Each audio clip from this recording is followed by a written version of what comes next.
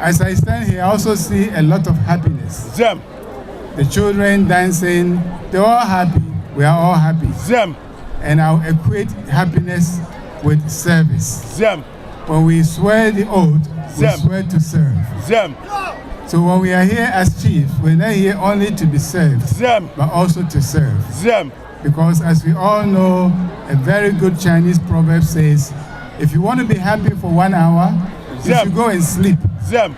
If you want to be happy for a whole day, go and fish. Zem. If you want to be happy for a whole year, then try to win the lottery. Zem. But if you want to be happy for the rest of your life, find somebody to serve. Zem.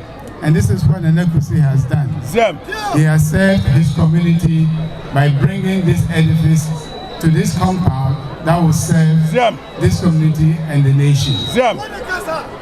Kusi has done a yeoman's work, and we should all emulate him as chiefs to bring development to our communities. Zem.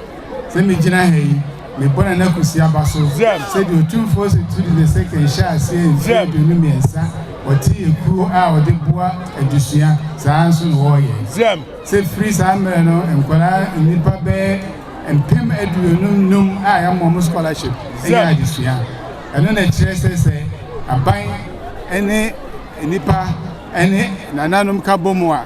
The bait my MP a beboy. And you hear pass and you can minister can say a bit man who's 18 team. And then sustainability. So it be an 19 team more. And go ye, and Kusi say, we sit down, then and fear me, and fear no, and fear me, or say Jina.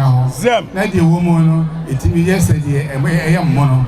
You send in a near fair train, Philip Massicon crying, and our infant, and to me I'm more mobile. At the Papana, at the Fefana Abbey Kruma, teacher for, school for, Kruma for, more mobile, 19 team.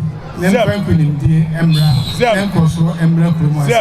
The Kusi, it was the Science, 2 4 was a Boabaso, the Mission of Mobile.